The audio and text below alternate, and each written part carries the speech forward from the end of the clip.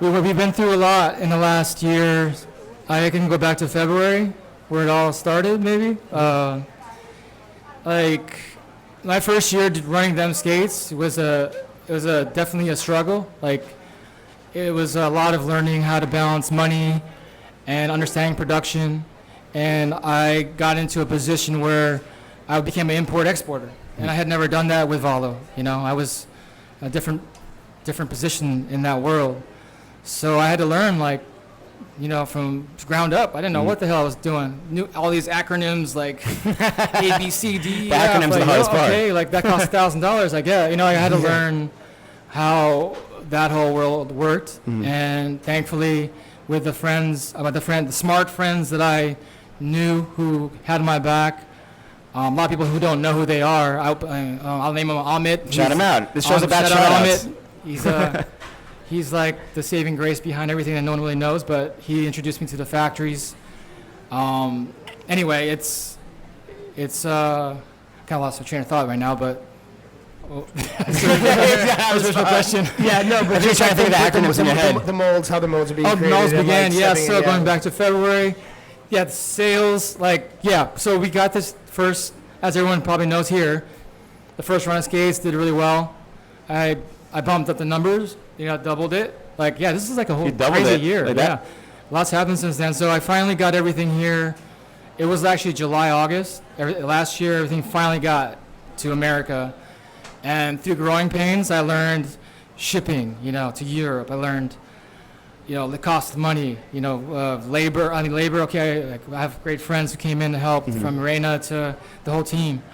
But there was a lot of things that I learned that cost-wise that I never thought I'd have to go through.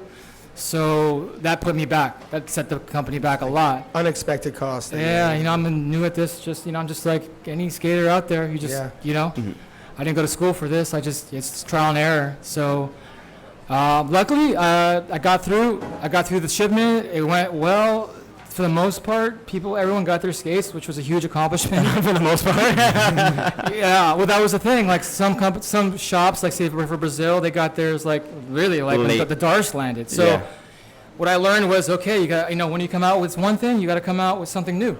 You have to compete. I have to compete with everybody, the bigger companies. I got to try to compete and catch up with them. And as everybody knows, it's small business. It's them skates. It's pretty much me every day. Yeah. So I'm just trying to catch up. Trying to swim with the big dogs. So the Dars came out. The new run of skates came out. But then what quickly came up was the shops shipping to international world. They realized, wow, I want to support you, Jon, but it's expensive. So I had to learn how to figure out how to get those guys skates. So it kind of affected me really bad, actually, going into holiday last year, Christmas time. And going into February, going into Winter Clash, it was oh shit, I didn't have those sales that I had internationally because everyone kind of figured out, wow, I want to support you, Jon, but it's really expensive to pay. I didn't have a distributor. So I was oh shit. So I had to figure out this. It was really a really tough December and January financially, but luckily I was able to push some sales with skates and get to Winter Clash. Do you have international distributors now though? What happened? So there's a lot of things that happened. So I was kind of in a rut. I was really stressed, and then I realized this skate came online at a trade show in Germany, and it was a red skate. And it was exactly my skate. 908. With a different company name on it. It was straight up a 908. Straight up 908, my sole plate. And I was just what the hell is Slap this? in the face. Because you had an agreement, right, with the factory or something like that? Yeah, contracts, and China works differently. So they have their own rules. I don't have an explanation for it. I can just... All you can do is fight it at that point, I guess. Nothing really...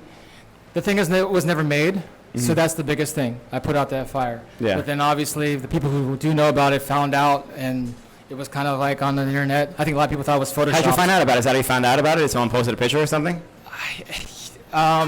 This trade show's in Germany. It's called ISPO. Oh, is that ISPO? And I had actual Isn't that the biggest customers. trade show? Yeah, actual customers text me, and I can really get into it, but it was what it was, and I was able to put the fire out, and then I just, I was already in a rut though, I was like, shit, I need to figure out how to get to Winter Clash, get everyone going, keep the morale going. Well, this is all internal with me, and Winter Clash ended up being this amazing thing for the brand, because in between being stressed out, because social media is harsh, man. Like you put something out that someone doesn't like or thinks it's your weakness, it crush you, and that's what happened to me. And I just tried to figure out internally how to handle the situation. It's like I can't really compare it to anything. It's the worst thing ever, actually. It's just kind of like, what do I do next? That destroys your reputation. It's like, other people well, think this it's is what it your looks like. It skates. looks like I don't know how to control my manufacturing, and it's okay. I had to be like, it's okay, that's okay. What's the next step? So That's what led to you wanting to that's make a what new led to move? this whole thing here now, which is the scariest shit that happened in my life. And It was a blessing in disguise. Beautiful thing in my It was life. a blessing in disguise. So far. So far. Besides my family. So. Anyway, so I went to China. Well, after Winter Clash, I had a great time. We all did these great, what basically we're doing now, seminars, you want to call them, or what do you call those things? Like I guess just so, yeah. talking in front of everybody, and Right. whether it be from, I did Panels something, and stuff. Panels, Yeah. exactly. I did something about health with Nils. Yeah, which was with cool, Nils, and yep. we had the Vol 6 premiere, and that was actually really, really cool to relive that and to remember for me, because I was in the rut, like I said, in January, February. I was like, fuck, what am I going to, got fucking bootlegged? Fuck, what is It's crazy. I didn't even expect that. And man. for me, it's like, and we're a small company, what does that amount to? Yeah. Like, does that mean, should I be stoked, like someone thinks that we made something cool? Because I think and they I want think- to I don't know how you capitalize on took it. I think the biggest part would be the relationship I get with the factory who's making my skates now. How can you trust them at all with anything? True.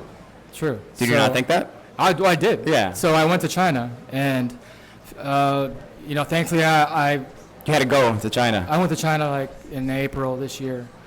So I figured out through a few meetings with the factories that I work with, and a way to develop what is becoming the 909 because of the situation at hand. It's really an unbelievable situation. So.